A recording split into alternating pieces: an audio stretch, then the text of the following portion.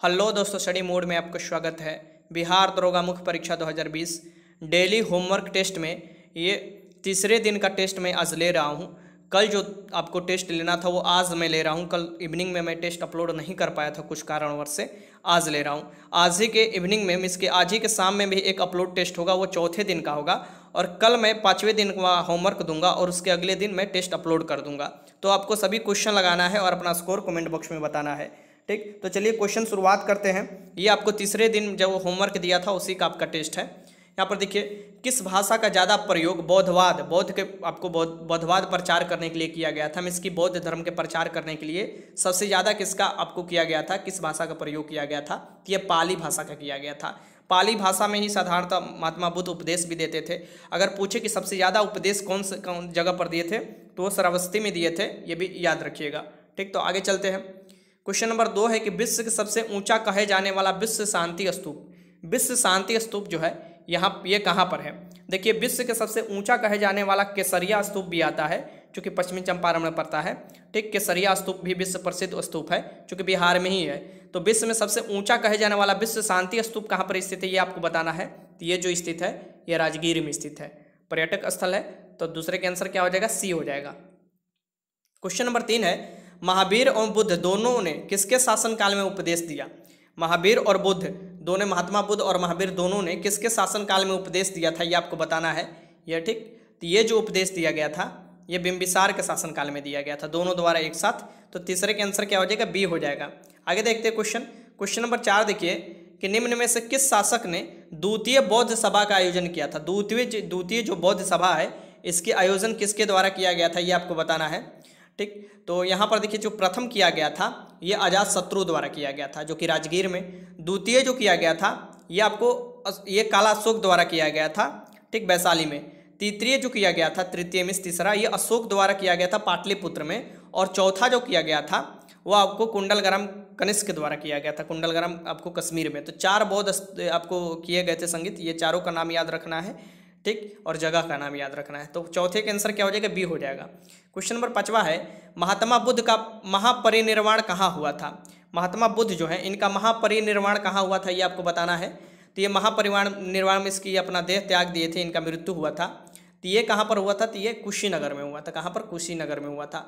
ठीक, लुम्बिनी में इनका जन्म हुआ था। बोधगया में इनको ज्ञान की प्राप्ति हुई थी और सारनाथ में सबसे पहला उपदेश ये दिए थे। ठीक, अब याद रखिएगा, ये महात्मा बुद्ध से ये पूछता है तो महावीर जी से भी पूछ सकता है। महावीर स्वामी का कहाँ मृत्यु हुआ था? तो वो बिहार के पावापुरी जो है वहाँ पर हुआ था। ठीक, तो वो पावापुरी में हुआ था, उनका याद रखिएगा, जो अगर महावीर जी का पूछे तो। जैन धर्म के प्रथम तीर्थकर कौन है? जैन धर्म में 24 तीर्थकर हुए हैं, 24वां तीर्थकर महावीर स्वामी थे। तो यहाँ पर 24वें तीर्थकर नहीं पूछ रहा है, ये पूछ रहा है पहले तीर्थकर कौन थे जैन धर्म के? तो ये ऋषभदेव थे, ऋषभदेव थे, याद रखिएगा। 6 का आंसर बी हो जाएगा। आगे देखते हैं। क्वेश्चन नंबर 7 है कि आजीवक संप्रदाय के संस्थापक कौन थे? जो आजीवक संप्रदाय है इसके संस्थापक कौन थे, ये आपको बताना है। तो ये मगलीपुत्र गोसाल थे। ठीक, तो ये मखली गोसाल यहाँ पर आप लिख सकते हैं। तो 7 के आंसर क्या हो जाएगा? सी हो जाएगा। आगे देखते हैं क्वेश्चन नंबर 8 है कि महावीर का मूल नाम था, महावीर का मूल नाम था, ये आपको बताना है। इनका सिद्धार्थ दिया है, गौतम दिया है, वर्धमान दिया है, इनमें से कोई नहीं। तो इनका मूल जो नाम था ये वर्धमान था। ठीक, 8 के आंसर क्या हो जाएगा? सी हो जाएगा। क्वेश्चन नंबर 9 देखिए, क्वेश्चन नंबर 9 क्या कह रहा है कि यहाँ पर देखिए कि महावीर स्वामी का जन्म कहाँ हुआ था? जो महावीर स्वामी है इनका जन्म कहाँ हुआ था, ये आपको बताना है। ठीक, तो महावीर स्वामी का जन्म जो हुआ था ये कुंडल ग्राम में हुआ था। ठीक, कहाँ पर हुआ था? कुंडल ग्राम में हुआ था। और ये क्वेश्चन बार बार पूछता है, तो इसे आप याद ही रख लीजिएगा, क्योंकि ऐसे क्वेश्चन को आपको छोड़ना नहीं है, ये आपको कर देना है। ठीक, तो पहले के आंसर क्या हो जाएगा? ए हो जाएगा। 9वें के आंसर माफ कीजिएगा, 9वें के आंसर ए हो जाएगा। देखिए, ऐसे क्वेश्चन भी पूछ सकता है कि पार्श्वनाथ कौन से तीर्थकर थे? तो वो 23वें तीर्थकर थे। और जैन धर्म के जो अंतिम और 24वें तीर्थकर हुए महावीर जी खुद ही हुए। तो ऐसे 24 तीर्थकर हुए थे आपको जैन धर्म में। तो ये सब आपको याद रखना चाहिए। और ऐसे महावीर स्वामी का जन्म जो हुआ था वैशाली के निकट कुंडलग्राम में हुआ था, ये या आपको याद रखना चाहिए। इनका जात्रिक क्षत्रिय कुल में जन्म हुआ था। ठीक, सिद्धार्थ इनको कहा जाता था, सिद्धार्थ। यहाँ पर देखिए ऊपर मैं आपको यहाँ पर देखिए, ये नहीं, देखिए महावीर जी का मूल नाम ये पूछ रहा है, ऊपर वाला क्वेश्चन देखिएगा। तो ये महावीर जी का मूल नाम पूछ रहा है। ठीक, इनका पिता का मूल नाम और इनके नाम में बड़ा अंतर हो जाता है। ठीक, तो यहाँ का जो अगर इनके पिता का नाम पूछे तो ये सिद्धार्थ हो जाएगा, और इनके माता का नाम पूछे तो ये त्रिशला हो जाएगा।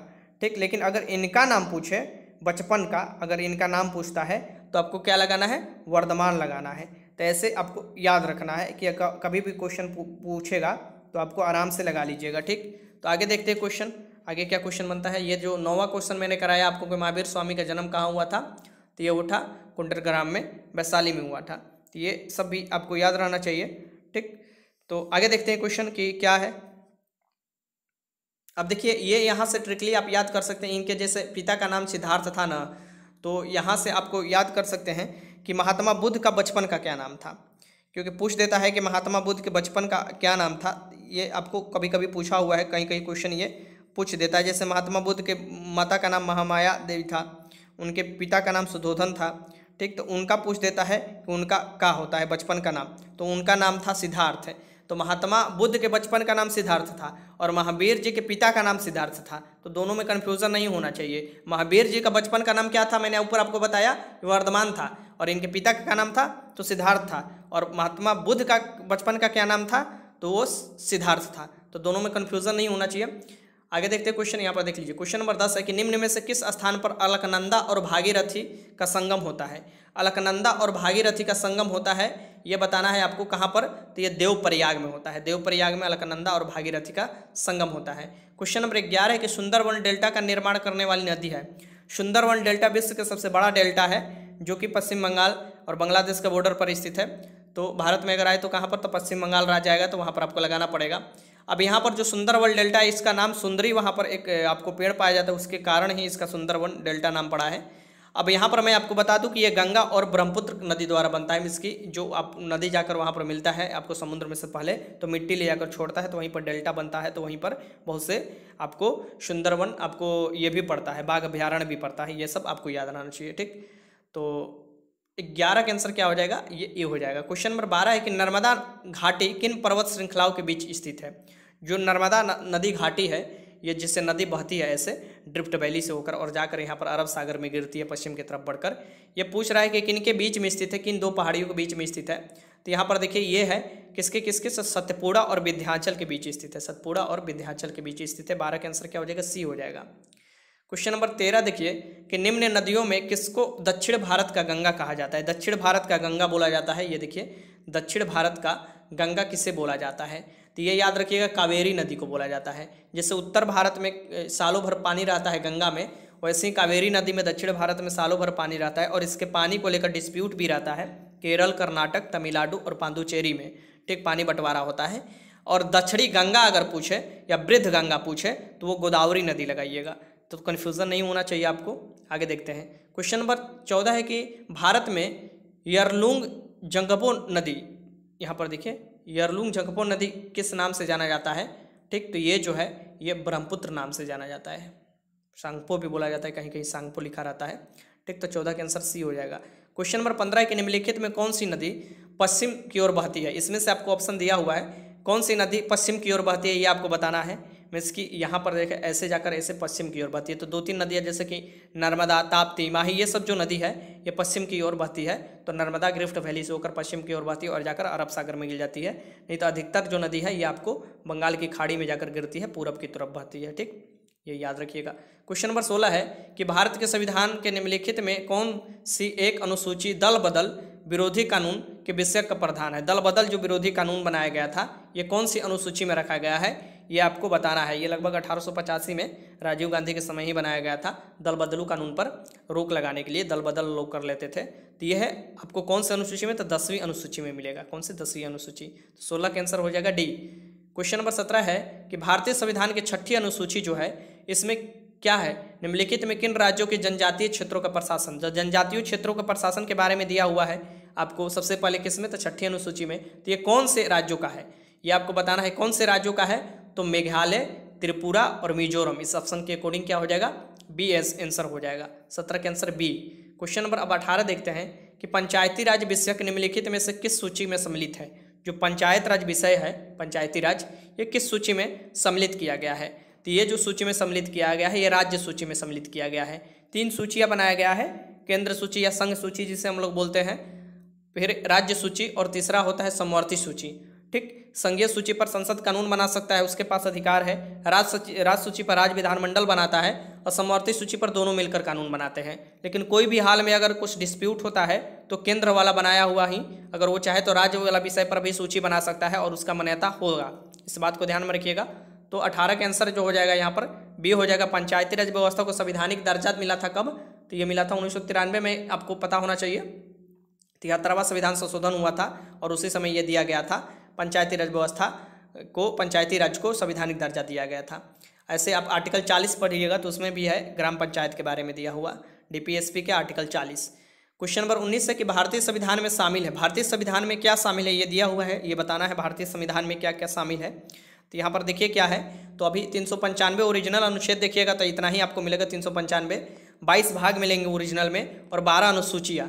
पहले 8 अनुसूचियाँ था लेकिन 12 अनुसूचियाँ। ओरिजिनल कहने का मतलब कि कुछ उपखंड हो जाता है, जैसे कि आपको आर्टिकल 51 तो है ही, आर्टिकल 51 के क हो गया जिसमें 11 जोड़ा गया मौलिक कर्तव्य, जैसे 51 के क एक प्रकार के आर्टिकल हो गया, वैसे उपखंड वाला आर्टिकल हो जाता है। वैसे मिलाकर आपको लगभग 465 हो चुके हैं आर्टिकल अभी तक है, 465 468 हो चुके हैं। ठीक, अभी तक 22 भाग के जगह 25 भाग हो चुके हैं, 26 भाग। अनुसूची उतना ही है, 12 अनुसूची। ठीक, तो ये याद रखिएगा, इसका सटीक आंसर क्या हो जाएगा? ए हो जाएगा। आगे देखते हैं, क्वेश्चन नंबर 20 है, भूमि सुधार के विषय के अंतर्गत आता है। जो भूमि सुधार है ये किसके अंतर्गत आता है, किस विषय के अंतर्गत आता है? तो संघ सूची, समवर्ती सूची, राज्य सूची या इनमें से कोई नहीं। तो भूमि सुधार विधेयक जो आता है ये आपको जो या विषय आता है, ये माफ कीजिएगा विषय, ये राज्य सूची के अंतर्गत आता है। किसके? राज्य सूची के अंतर्गत आता है। ठीक, आगे देखते हैं, क्वेश्चन नंबर 21 देखिए कि निम्नलिखित में कौन एक सही सुमिलित नहीं है। ये आपको बताना है कि कौन से ये सही सुमिलित नहीं है। आराम से देखिए क्वेश्चन और लगाइए और आंसर सोचिए। सबसे पहले नागरिकता के बारे में दिया हुआ है संविधान के भाग 2 में, सही बात है। आर्टिकल 5 से लेकर 11 तक दिया हुआ है। मौलिक अधिकार कितने में दिया है? तो आर्टिकल 3 में दिया है, जिसे भारत संविधान का मैग्ना कार्टा बोला जाता है। ये आर्टिकल आपको 12 से लेकर 35 तक में दिया है। मौलिक कर्तव्य जो दिया है आर्टिकल, ये देखिए संविधान के भाग आपको 6A दे रहा है, जबकि 4A में दिया हुआ है। आपको ऐसे होना चाहिए 4A। ठीक, तो ये हो जाएगा आपको 4A। तो यहाँ पर जो ये गलत दे रहा है, ये 6A में मिलान किया है, ये गलत है। राज्य या राज्य के शासन जो भी प्रावधान है ये आपको 6 में भाग दिया है, ये बात सही है। ठीक, तो ये मौलिक कर्तव्य जो है ये संविधान के भाग 4A में दिए हुए हैं, ये याद रखिएगा। तो ये नहीं मिलान हो रहा है, तो इसका आंसर सी हो जाएगा। क्वेश्चन नंबर देखिए, क्वेश्चन नंबर 22 है कि भारत का राष्ट्रीय आय का प्रथम मापन किया गया। जो भारत का राष्ट्रीय आय का प्रथम मापन किया गया था, ये भारत के वृद्ध पुरुष जिसे बोला जाता है, दादा भाई नौरोजी द्वारा सबसे पहले किया गया था। ठीक, तो 22 के आंसर बी हो जाएगा। अब क्वेश्चन नंबर 23 भी ध्यान से देख लीजिए कि किसी भी देश की आर्थिक वृद्धि की सर्वाधिक उपयुक्त माप है। तो किसी भी देश की आर्थिक वृद्धि की जो सर्वाधिक उपयुक्त माप है वह है प्रति व्यक्ति उत्पाद। यहाँ पर देखिए उत्पाद यहाँ पर आ गया है, प्रति व्यक्ति उत्पाद होगा यहाँ पर। ठीक, ये याद रखिएगा, प्रति व्यक्ति उत्पाद होगा। ठीक, तो 23 के आंसर हो जाएगा डी। क्वेश्चन नंबर 24 देखिए कि भारत की अर्थव्यवस्था कैसी है। जो भारत की अर्थव्यवस्था है यहाँ पर 2 आंसर निकलता है। अगर एक तरफ से देखा जाए तो मिश्रित अर्थव्यवस्था है, लेकिन ये विकास की दृष्टि से पूछ रहा है, तो हमारा विकासशील है, अभी विकास कर रहा है तो अभी विकासशील है। ठीक, हमारा अर्थव्यवस्था। ठीक, तो 24 का आंसर सी हो जाएगा। क्वेश्चन नंबर 25 है कि हिंदू वृद्धि दर किस वृद्धि दर से संबंधित है। जो हिंदू वृद्धि दर बार बार आता है इकोनॉमिक्स में पढ़ने के लिए, ये किस वृद्धि दर से है? तो ये राष्ट्रीय आय से संबंधित है। 1980 के दशक तक देखिएगा, 70-80 के दशक तक तो हम लोग का वृद्धि स्थिर था या नेगेटिव में जा रहा था, स्थिर ही मानो था, जिसके कारण आपको इसका नाम दिया गया कि हिंदू वृद्धि दर, इसका नाम दिया गया। फिर आपको LPG रिफॉर्म आया तो फिर धीरे धीरे बढ़ा। तो 25 का आंसर बी देखिएगा, 25 का आंसर बी हो जाएगा। क्वेश्चन नंबर 26 है कि 1991 में नई आर्थिक नीति अपनाई गई। इसकी क्या रणनीति थी या इसका क्या क्या नाम रखा गया? ठीक, तो ये किसकी मुख्य रणनीति क्या क्या थी, क्या प्रावधान किया गया था? तो उदारीकरण करना है सबसे पहले, निजीकरण फिर करना है और फिर वैश्वीकरण करना है। ठीक, ये तीनों अपनाया गया था, जिसे हम लोग LPG रिफॉर्म कहते हैं। ठीक, ये उपयुक्त में से डी हो जाएगा इसके आंसर, उपयुक्त में से सभी। तो 26 का आंसर डी हो जाएगा। क्वेश्चन नंबर 27 है कुचिपुड़ी किस राज्य की नृत्य शैली है। कुचिपुड़ी जैसे 8 नृत्य शास्त्रीय शैली है जो भारत में, वो कुचिपुड़ी किस राज्य की है ये आपको बताना है। तो ये आंध्र प्रदेश की है, कुचिपुड़ी आंध्र प्रदेश की पड़ती है। तो 27 का आंसर बी हो जाएगा। क्वेश्चन नंबर 28 है सदीर किस नृत्य शैली का प्राचीन नाम है। जो सदीर है ये किस नृत्य शैली का प्राचीन नाम है ये आपको बताना है। तो ये भारतनाट्यम का है। किसका? भारतनाट्यम का है। कथकली केरल का है, ये भी याद रखिएगा, कथकली केरल का। मोहिनी अट्टम जो है ये भी केरल का है। उड़ीसी जो है उड़ीसा का है। मणिपुरी मणिपुर का है। ये सब याद रखिएगा। मोहिनी अट्टम नृत्य रूप से विकास निम्नलिखित में किस राज्य में हुआ? तो मोहिनी अट्टम या कथकली, ये जो विकास हुआ है ये केरल में हुआ है। कथकली को कथक से कन्फ्यूज़न मत कीजिएगा, कथक देगा तो यूपी या उत्तर भारत वाला क्षेत्र आप लगाइएगा, ठीक। अब क्वेश्चन 30 है कि भारत के शास्त्रीय नृत्य शैली के सबसे प्राचीन शैली कौन है। जो भारत के शास्त्रीय नृत्य शैली है 8 उसमें से सबसे प्राचीन नृत्य शैली कौन है, तो ये भारतनाट्यम है, जो कि उड़ीसा से संबंधित है। उड़ीसा माफ़ कीजिएगा, ये तमिलनाडु से संबंधित है। उड़ीसा से तो उड़ीसी डांस संबंधित है, ये याद रखिएगा। ये भारतनाट्यम क्या है, तमिलनाडु राज्य से संबंधित है, ठीक। और ये सबसे प्राचीन नृत्य शैली है। 33 के आंसर सी हो जाएगा। क्वेश्चन नंबर 31 देखिए, क्वेश्चन नंबर 31 क्या है, यामिनी कृष्णमूर्ति किस शास्त्रीय नृत्य के ख्याति प्राप्त नृत्यांगना है। तो यामिनी कृष्णमूर्ति जो है ये किस जो शास्त्रीय नृत्य है उसके नृत्यांगना यहाँ पर दिया हुआ है। तो ये कौन है, तो ये सबसे पहले यहाँ पर भारतनाट्यम भी ये करते थे और यहाँ पर कुचिपुड़ी भी करते थे।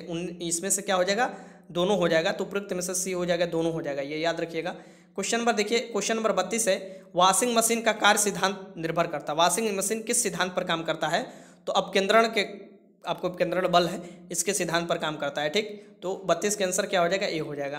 क्वेश्चन नंबर 33 है, वायु शक्ति जिसे हम लोग विंड पावर बोलते हैं, ऊर्जा का कौन सा रूप विद्युत ऊर्जा में परिवर्तित कर देता है। जो विंड पावर के लिए लगाया जाता है ना, ऐसे घूमते रहता है, ठीक। वो कौन से ऊर्जा को किस ऊर्जा में बदल देता है, तो ये गतिज ऊर्जा को विद्युत ऊर्जा में बदल देता है।